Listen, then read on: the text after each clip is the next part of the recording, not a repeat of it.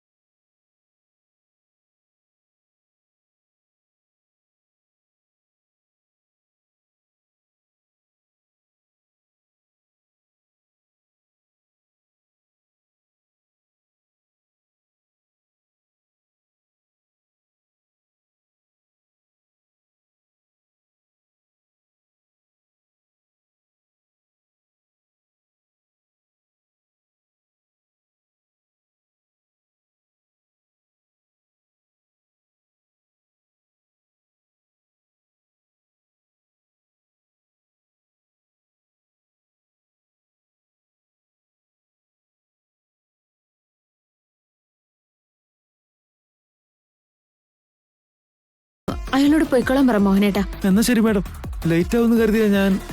അതൊക്കെ ഞാൻ നോക്കിക്കോളാന്ന് പറഞ്ഞില്ലേ ഏട്ടാ. നിങ്ങൾ ദേവീത് അയാളോട് പോവാൻ പറ. ആയിക്കോട്ടെ മേഡം.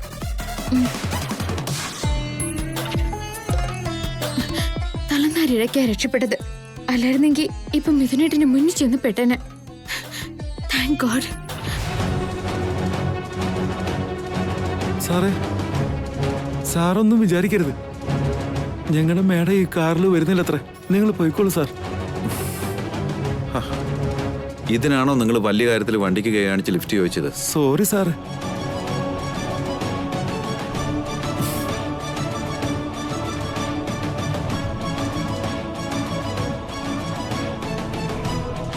എന്നാലും എന്നെ പരാജയപ്പെടുത്തിയ ആ ബുദ്ധിമതി ആരാണെന്ന് ഒന്ന് കണ്ടിട്ട് തന്നെ ഞാൻ പോകുന്നുള്ളൂ.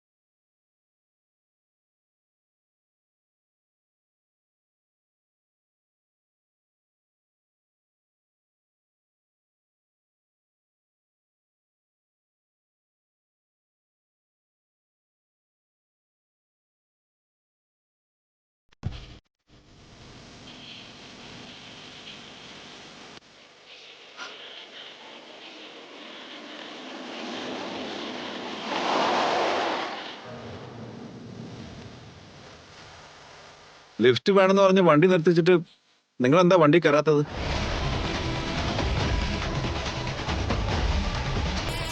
ഇന്നലെ ഞാനും അർജുനും വഴക്കുണ്ടാക്കിയത് കൊണ്ട് നിങ്ങൾ എന്നെ തെറ്റിദ്ധരിച്ചിരിക്കാൻ തോന്നുന്നു. ഞങ്ങൾക്കിടയിൽ അതൊക്കെ പതിവുള്ളതാ. അവന് അത് വലിയ കാര്യമാക്കി എടുത്തിട്ടുണ്ടാവില്ല. അതുപോലെ ഞാൻ നിങ്ങളുടെ ആജന്മ ശത്രു ഒന്നും അല്ലാട്ടോ. ഒരു സാധാരണ വ്യക്തി തന്നെയാ. എനിക്ക് മറ്റുള്ളവരുടെ ഫീലിങ്സ് ഒക്കെ മനസ്സിലാവും. നിങ്ങൾ വരും, ഞാൻ ഡ്രോപ്പ് ചെയ്തേക്കാം.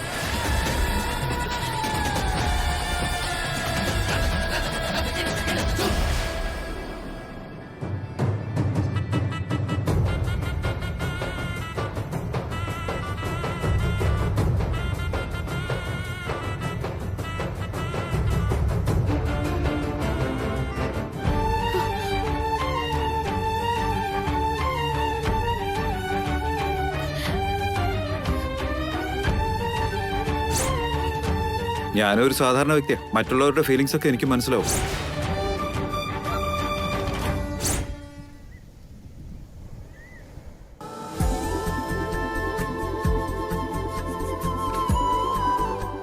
ഇന്ന് ചക്കിമോളെ ഡ്രോപ്പ് ചെയ്യാൻ പോകാൻ പറ്റിയില്ല. അതുകൊണ്ട് ചാരുവിനെ കാണാനും പറ്റിയില്ല. ഒന്ന് ഫോൺ ചെയ്ത് സംസാരിച്ചാലോ?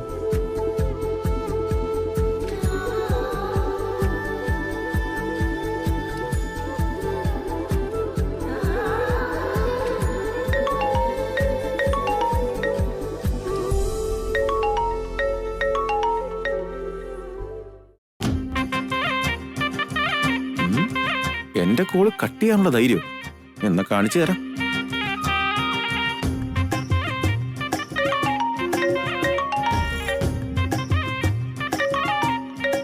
കോള് ലിഫ്റ്റ് ചെയ്യണോ?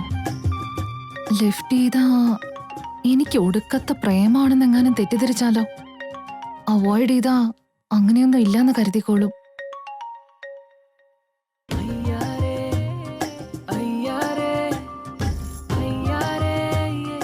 ചാരു, നീ മനഃപൂർവ്വമല്ല എന്നെ അവോയ്ഡ് ചെയ്യുന്നേ.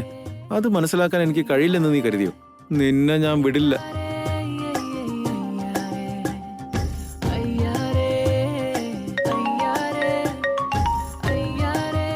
ഓഡിയോ കോള് കട്ട് ചെയ്ത് വിട്ടിട്ടും ദേ വീണ്ടും വീഡിയോ കോളി വരുന്നു.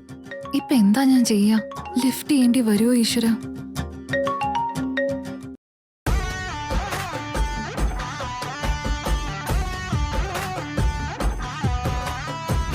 ആ, എന്താ? അതെന്താ, ഓഡിയോ കോൾ ചെയ്തപ്പോ ലിഫ്റ്റ് ചെയ്തില്ല, ഇപ്പൊ വീഡിയോ കോൾ ചെയ്തപ്പോ പെട്ടെന്ന് തന്നെ അങ്ങ് എടുത്തല്ലോ. എന്താണ് മനസ്സിലിരിപ്പ്? ഞാൻ കട്ട് ചെയ്തിട്ടും കോൾ ചെയ്തോണ്ടിരുന്നോണ്ടാ ഞാൻ എടുത്തേ. ഞാൻ ആകെ ഇറിറ്റേറ്റഡ് ആയിരിക്കുക. എന്റെ ഇറിറ്റേഷൻ എന്താന്ന് നീയും കൂടെ കാണട്ടെ എന്ന് കരുതി. ഓ പിന്നെ പിന്നെ കാണാൻ പറ്റുന്നുണ്ട്. ഇത് ശരിക്കും ദേഷ്യമാണോ അതോ ദേഷ്യക്കാരിയെ പോലെ അഭിനയിക്കുകയാണോ? എന്താ വിവേക്, നീ മനഃപൂർവ്വം എന്നെ കളിയാക്കാൻ തുടങ്ങുകയാണോ? ഞാൻ പറയുന്നത് സീരിയസ് ആയിട്ടാണെന്ന് കണ്ട് മനസ്സിലാക്കാൻ വേണ്ടിയാ ഞാൻ വീഡിയോ കോൾ ലിഫ്റ്റ് ചെയ്തത്. നിന്റെ സീരിയസ്നെസ് ഞാൻ കണ്ട് മനസ്സിലാക്കാൻ വേണ്ടിയാണോ? എന്റെ സൗന്ദര്യം കണ്ട് നിനക്ക് കൊതി തീർക്കാൻ വേണ്ടിയാണോ? മിണ്ടാതിരിക്കുക വിവേക്. ഞാൻ കാരണം മറ്റൊരാള് ബുദ്ധിമുട്ടുന്നത് കാണാൻ എനിക്ക് താല്പര്യമില്ല. എന്റെ പേരും പറഞ്ഞോണ്ട് ഏതു നേരവും നിന്റെ അമ്മയുടെ വായിലിരിക്കുന്നത് നീ കേൾക്കുന്നതും എനിക്കിഷ്ടമല്ല. എന്റെ പുറകെ നടന്ന് സമയം പാഴാക്കുന്നത് വെറുതെയാ വിവേക്. ഓഹോ, അത് ശരി. ഞങ്ങളുടെ വീട്ടിൽ നടന്ന എന്തൊക്കെയാണെന്ന് നീ അറിഞ്ഞല്ലോ ചാരു. അതിന്റെ അർത്ഥം എന്തായിരിക്കും? ആ, എന്താന്ന് പറ. ഞാൻ ഇന്ന് സ്കൂളിൽ വരാതിരുന്നുകൊണ്ട് നിന്റെ മനസ്സിൽ ആകെ ടെൻഷനായി. അത് അന്വേഷിച്ചപ്പോഴാ കാര്യങ്ങൾ അറിഞ്ഞത്. അങ്ങനെയൊന്നും ഇല്ല വിവേക്. നിനക്ക് എന്ത് പറ്റിയാൽ എനിക്ക് എന്ത് കാര്യം? നിന്നെ കുറിച്ച് ഞാനിപ്പൊ ചിന്തിക്കാറ് പോലുമില്ല. വെറുതെ ഉള്ള നിന്റെ ഈ വിളി അങ്ങ് നിർത്തിയേക്ക്. ഓ, വിളിക്കരുതെന്ന് പറഞ്ഞ വൈകുന്നേരം നേരിട്ട് വരാനല്ലേ ഉദ്ദേശിച്ചത്? എടാ എടാ പൊട്ടം കാണാരാ, ഞാൻ പറയുന്നത് എന്ത്, നീ കേൾക്കുന്നത് എന്താടാ മരമണ്ട? എന്റെ വാക്കുകളെ വളച്ചൊടിച്ച് നിനക്ക് അനുകൂലമായിട്ട് മാറ്റാൻ നോക്കുക. വേണ്ടാട്ടോ, എന്റെ മനസ്സിൽ ഇപ്പൊ നീ എന്ന വ്യക്തിയുടെ ചിന്ത പോലുമില്ല. നീയും എന്നെ മറക്കുന്നത് തന്നെയാ നല്ലത്. ഇനി പറഞ്ഞില്ലാന്ന് വേണ്ട. വെറുതെ ഇങ്ങനെ ഫോൺ ചെയ്തും പുറകെ നടന്നും എന്നെ ശല്യപ്പെടുത്തണ്ട. ഫോൺ വെക്കട്ടെ, ബൈ. ഏയ് ചാരു ചാരു, എനിക്കറിയാം ചാരു, ഇതൊക്കെ നിന്റെ വെറും പ്രകടനം മാത്രമല്ലേ. മനസ്സിൽ നിനക്ക് എന്നോട് എത്രമാത്രം സ്നേഹമുണ്ടെന്ന് ഞാൻ എന്നേ മനസ്സിലാക്കി കഴിഞ്ഞതാ.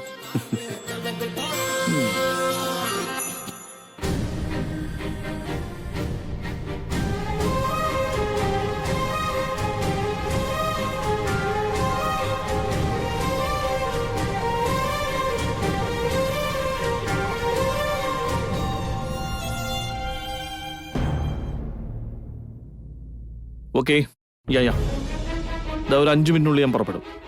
എന്നാ വെക്കട്ടെ, ബൈ. അമ്മേ, മേഘ വരാൻ ഇനിയും വൈകുന്ന തോന്നുന്നു. ഞാനെന്ന് ഇറങ്ങാം. നീ ഒന്ന് നിക്കടാ മോനെ. മേഘയ്ക്ക് നമ്മളോട് എന്തൊക്കെയോ പറയാനുണ്ടടാ.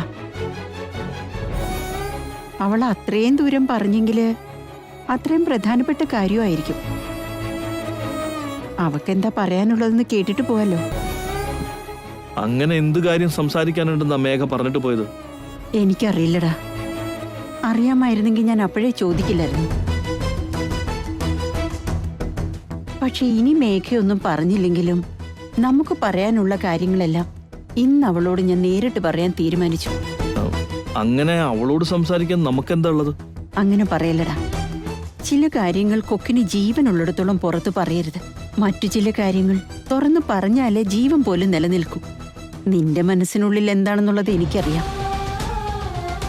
പക്ഷേ അത് തുറന്നു പറയാനുള്ള ധൈര്യം നിനക്കില്ല. ഒന്നുമില്ലെങ്കിലും മേഘ ഇങ്ങോട്ട് വന്ന ശേഷം അവളുടെ മുമ്പിൽ വെച്ച് നിന്റെ മനസ്സിലുള്ളത് തുറന്നു പറയേ. അമ്മ എന്തിനെ കുറിച്ചായി പറയുന്നതെന്ന് എനിക്കൊരു പിടിയും കിട്ടുന്നില്ല. നീ കൊടുത്ത സാരി അവള് സന്തോഷത്തോടെ വാങ്ങിച്ചില്ലേ? എന്നിട്ട് അവൾ അത് തന്നെ ഫംഗ്ഷൻ ഉടുത്തോണ്ട് വരികയും ചെയ്തു. അതിൽ നിന്ന് എന്താ മനസ്സിലാക്കണ്ടേ? നിന്നോട് അവൾക്കൊരു താല്പര്യം ഉണ്ടെന്നല്ലേ? അമ്മേ, അമ്മ ഇങ്ങനെ വെറുതെ കാട് കയറിയൊന്നും ചിന്തിക്കണ്ട. ഇങ്ങനെയുള്ള നടക്കാത്ത ആഗ്രഹങ്ങളൊക്കെ മനസ്സിൽ കൊണ്ടു നടന്നാ പിന്നെ വിഷമിക്കാനേ നേരം ഉണ്ടാവും. അല്ലെങ്കിൽ തന്നെ മേഘയുടെ മനസ്സിൽ എന്താ ഉള്ളതെന്ന് അമ്മയ്ക്ക് എങ്ങനെ അറിയാൻ പറ്റുക? ദയവ് ചെയ്ത് അമ്മയായിട്ട് വേണ്ടാത്തൊരു കൺഫ്യൂഷൻസ് ഉണ്ടാക്കരുത്.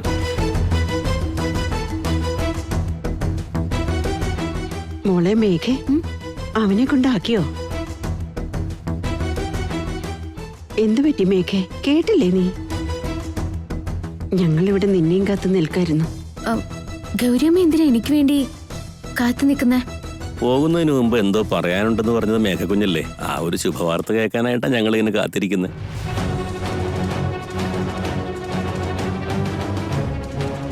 കുഞ്ഞിന്റെ മനസ്സിലുള്ള ആ കാര്യം എന്താണെന്ന് പറഞ്ഞാ ഞങ്ങൾക്ക് കൂടി സന്തോഷമാകുമായിരുന്നു.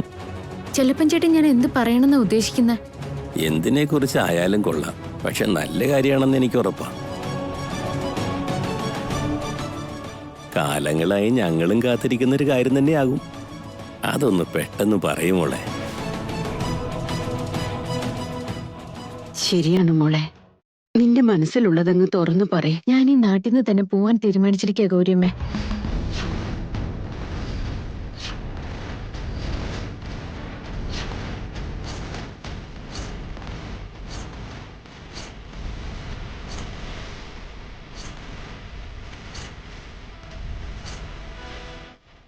നീ നാട്ടിൽ നിന്ന് പോവാൻ തീരുമാനിച്ചിരിക്കുകയാണെന്നോ? എവിടേക്കാ മോളെ നീ പോകുന്നത്? അല്ലെങ്കിൽ തന്നെ എന്തിനാ ഇപ്പൊ ഇങ്ങനെ ഒരു തീരുമാനം? എന്റെ പൂർവ്വകാല ചരിത്രങ്ങളെ കുറിച്ച് ചോദിക്കരുതെന്ന് ഞാൻ പറഞ്ഞിട്ടുള്ളതല്ലേ. ഇന്ന് വരെ കുടുംബത്തിൽ ആരും തന്നെ അതിനെക്കുറിച്ച് എന്നോട് ചോദിച്ചിട്ടുമില്ല. തൽക്കാലത്തേക്ക് എവിടേക്കാണെന്നൊന്നും എനിക്കറിയില്ല. അതിനെക്കുറിച്ച് ഇപ്പൊ എന്നോടൊന്നും ചോദിക്കരുത്.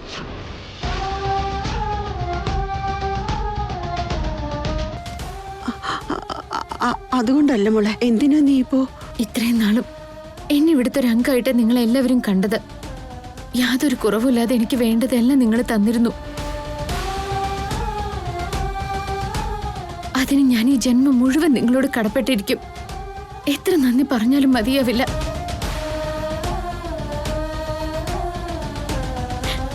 ആ ദൈവം എന്തിനു വേണ്ടിയാണാവോ എന്നെ അന്ന് നിങ്ങളുടെ കുടുംബത്തിലേക്ക് കൊണ്ടെത്തിച്ചതെന്ന് എനിക്കറിയില്ല. പക്ഷെ ഇന്നത്തോടു കൂടി ഇവിടുത്തെ ജീവിതം മതിയാക്കാനുള്ള സമയം എത്തിയിരിക്കുന്നു എന്നുള്ളത് സത്യം. അങ്ങനെ പറയല്ലേ മേഘ. പ്ലീസ് ഒരു മിനിറ്റ്. കഴിഞ്ഞ 5 വർഷങ്ങളായിട്ട് നമ്മൾ പറഞ്ഞൊരു വാക്കിന്റെ ബലത്തിൽ മേഘ നമ്മുടെ കുടുംബത്തിൽ ഒരു അംഗമായിട്ടാണ് ഇവിടെ കഴിഞ്ഞത്. ഇനിയിപ്പോ മേഘയ്ക്ക് പോകണമെന്നാണെങ്കിൽ അത് അനുവദിക്കുന്നതാണ് നല്ലത്. അവളുടെ പൂർവ്വകാലത്തെക്കുറിച്ച് ചോദിക്കാത്തതുപോലെ ഭാവിയെക്കുറിച്ച് നമ്മൾ ചോദിക്കരുത്. അതായിരിക്കും അവൾക്കും എല്ലാവർക്കും നല്ലത്.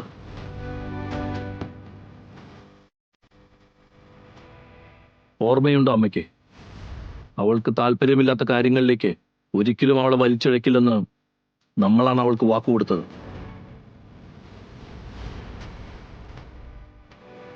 ഇന്നുവരെ അവൾക്ക് ഇഷ്ടമല്ലാത്ത ഒരു രീതിയിൽ പോലും നമ്മൾ അവളോട് പെരുമാറിയിട്ടില്ല. Thank you Arjun.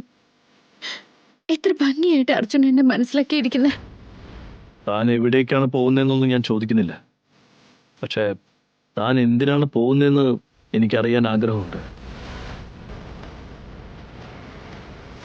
തനിക്ക് താല്പര്യമുണ്ടെങ്കിൽ മാത്രം അത് പറഞ്ഞാൽ മതിയാവും. തൽക്കാലം എനിക്ക് ഒന്നും തുറന്നു പറയാൻ പറ്റാത്ത അവസ്ഥയാണ്. ഇനിയും ചോദ്യങ്ങൾ ചോദിച്ചെന്നെ സങ്കടപ്പെടുത്തരുത്. ഇന്ന് വൈകിട്ട് ചിക്കു വന്നതും ഞങ്ങൾ ഇറങ്ങും. ഞങ്ങളെ തടയാതിരുന്നാൽ മാത്രം മതി.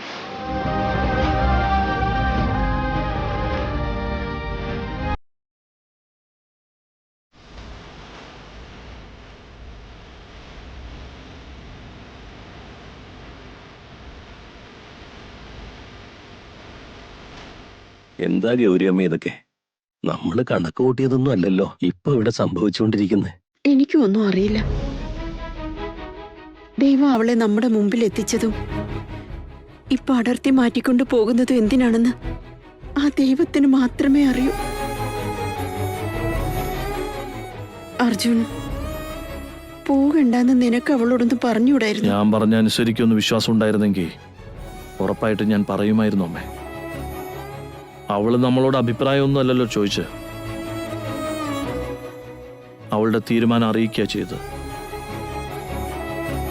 അവളെല്ലാം തീരുമാനിച്ചുറപ്പിച്ചിരിക്കുകയാണെന്ന് അറിഞ്ഞുകൊണ്ട് വീണ്ടും ചോദിക്കുന്നതിൽ അർത്ഥമില്ല. എല്ലാം അവളുടെ ഇഷ്ടം പോലെ.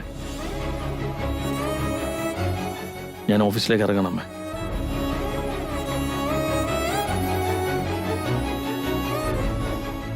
എന്താ ചെല്ലപ്പ ഇവിടെ നടക്കുന്നത്? മേഘ വന്നതോടുകൂടി അർജുന്റെ ജീവിതം നന്നായെന്ന് ഞാൻ ഒത്തിരി സന്തോഷിച്ചു. മേഘയും അർജുനും കല്യാണം കഴിക്കുകയാണെങ്കിൽ ഇനി അങ്ങോട്ട് അവന്റെ ജീവിതം ഒരു വഴിക്ക് ആയിക്കോളൂന്നും കരുതിയതാ. പക്ഷെ എന്റെ ആ സ്വപ്നങ്ങളെല്ലാം തകർന്നടിഞ്ഞു പോയല്ലോ ചെല്ലപ്പ. മേഘ എന്നേക്കുമായി ഇവിടം വിട്ടു പോയി കഴിഞ്ഞ വീണ്ടും അർജുൻ പഴയ രീതിയിലാവുമെന്ന ഇപ്പൊ എന്റെ പേടി. ഗൗരിയമ്മേ, ഇപ്പൊ അതൊന്നും ആലോചിച്ച് വിഷമിക്കണ്ട. ഗൗരിയമ്മ ഒന്ന് മേഘക്കുഞ്ഞിനോട് സംസാരിച്ചു നോക്ക്. ഞാൻ എന്താന്നാ അവളോട് സംസാരിക്ക? അങ്ങനെ സംസാരിച്ചുകൊണ്ട് പ്രയോജനം ഉണ്ടാവോ?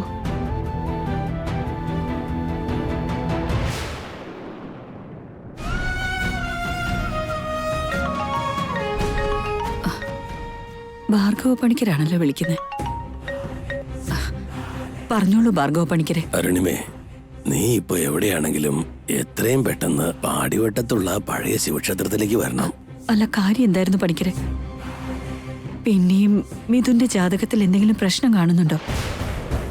എന്താ അതിനെപ്പറ്റി സംസാരിക്കാനാണോ വിളിക്കുന്നത്? അതൊക്കെ നേരിട്ട് കാണുമ്പോ പറയാം.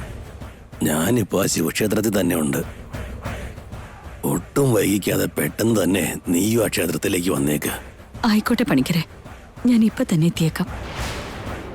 ചേച്ചി, എന്തുപറ്റി? മുഖാകെ വല്ലാണ്ടിരിക്കുന്നുണ്ടല്ലോ. ഫോണിൽ നിന്ന് കേട്ടത് നല്ല സന്ദേശമൊന്നും അല്ലല്ലേ? ഭാർഗവ പണിക്കരായിരുന്നു പ്രിയമതെ വിളിച്ചത്. എത്രയും പെട്ടെന്ന് പാടിവട്ടത്തുള്ള ശിവക്ഷേത്രത്തിലേക്ക് വരാൻ പറഞ്ഞിരിക്കുക. കാര്യം എന്താണെന്നിട്ട് പറയുന്നില്ല. ഇനി ദോഷമോ ജാതകമോ എന്താണാവോ പറയാൻ പോകുന്നത്. ഓർക്കുമ്പോ തന്നെ എനിക്ക് പേടിയാവാം.